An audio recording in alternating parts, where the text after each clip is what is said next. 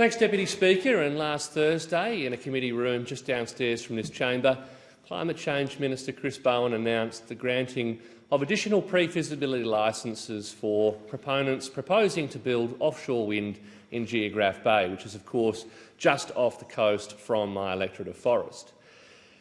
And I want to take the chamber back to the beginning of this process, when the government announced a consultation process for local people to have a say.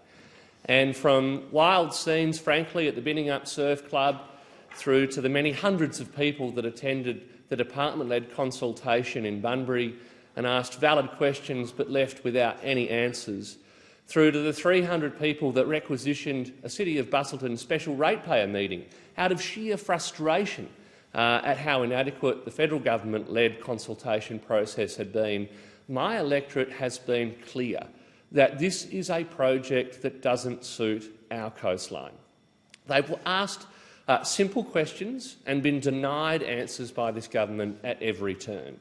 And if we look at the simple proposition of offshore wind overseas, we see significant projects on the eastern seaboard of the United States having been cancelled due to significant cost escalations.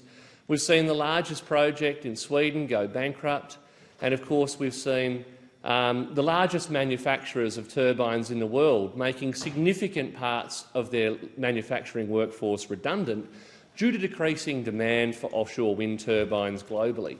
So it begs the question as to why we are pursuing this madness, and we are pursuing this madness with such fervour. So it was with some surprise, having campaigned so strongly against offshore wind in Geographe Bay, that I recently received an invitation from the Danish consulate to attend a delegation to visit and to examine the offshore wind industry in Denmark.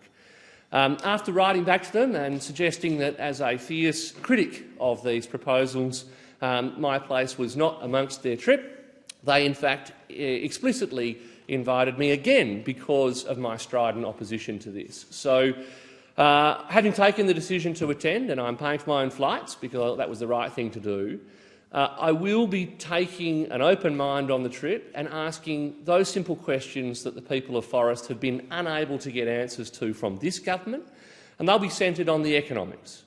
Will this make power cheaper, cleaner and more consistent in the South West integrated system? Will it result in lower power prices for households and businesses in the South West? Are the very genuine questions around environmental risk, with it being centred on a whale migration superhighway, in fact debunked by the science, or, as I see it, hotly contested? These are the questions I'm looking for answers for. Thank you, Deputy Speaker.